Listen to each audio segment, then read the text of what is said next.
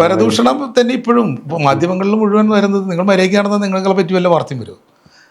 കൃത്യമായി ജോലി ചെയ്യുന്ന ആളെ പറ്റി വല്ല വാർത്തയില്ല, ഒന്നുമില്ലല്ലോ. നേഴ്സുമാരുടെ ഒരു സമ്മേളനം നടന്നു, സമതയൊക്കെ കേട്ടില്ലേ? അവരെക്കാളും സമതിക്കാനുള്ള ഏറ്റവും കൂടുതൽ ആളെ കൂട്ടുകൊണ്ടിട്ടുള്ളത് കാന്തപുരമൊക്കെ നിൽക്കുന്ന ഒരു വേദി നിങ്ങൾ കണ്ടിട്ടുണ്ടാവും. ഒരു 10,000-കണക്കിന് ആളുകൾ ഇരിക്കുന്ന ഒരു ചിത്രങ്ങൾ കണ്ടിട്ടുണ്ടാവും. അതേപോലെ ആയിരുന്നു ഈ മിനിഞ്ഞാന്ന് തൃശ്ശൂർ നടന്ന ഈ നഴ്സുമാരുടെ സമര പ്രഖ്യാപന കൺവെൻഷൻ.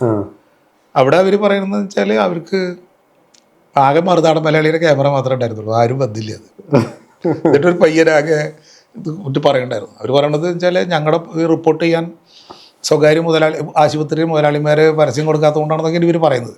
ആക്ച്വലി അതല്ല, അത് എൻ്റെ അഭിപ്രായം. എന്താണ് നഴ്സുമാരെന്ന് പറഞ്ഞാൽ ഒരു നല്ല വെളുത്ത വസ്ത്രമൊക്കെ ധരിച്ച് ഉത്തരവാദിത്തത്തോടു കൂടി ക്രമമായി പോകുന്ന ആളുകളാണ്.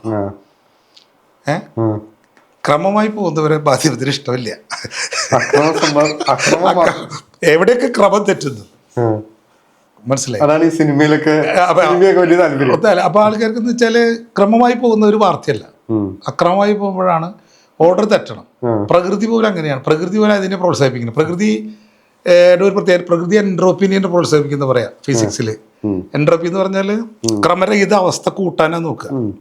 നമ്മളൊരു പഴം എടുത്തു, തൊലി ഉരിഞ്ഞു, നമ്മുടെ അമ്മയ്ക്ക് കൊടുക്കുക. അമ്മ പറയും വേണ്ടാന്ന് പറയും.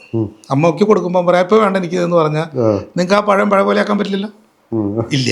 കാരണം അത് ക്രമരഹിതമായ അവസ്ഥയിലേക്ക് പ്രകൃതി പോകുള്ളൂ. പ്രകൃതിയിലെ എല്ലാ സംഭവങ്ങളും മുട്ട പൊട്ടിച്ചിട്ട് ഓംലെറ്റ് ഉണ്ടാക്കാൻ നോക്കിയിട്ട് വേണ്ടാന്ന് വെച്ചിട്ട് വീണ്ടും പഴയ പൊട്ടിയേക്കാൻ പറ്റില്ലല്ലോ.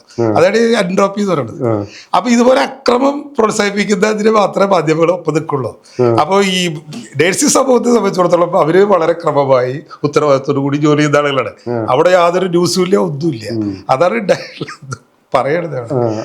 അപ്പൊ പരദൂഷണങ്ങളിലാണ് ഇപ്പോഴും മാധ്യമങ്ങൾ, പരദൂഷണം അതുപോലുള്ള സംഭവങ്ങളെ കേന്ദ്രീകരിച്ചുകൊണ്ടാണ് മാധ്യമങ്ങൾ നിലനിൽക്കുന്നത്. രാഹുൽ മാങ്കൂട്ടത്തിനൊക്കെ ഇത്ര പേര് കിട്ടാൻ കാരണം എന്താണ്?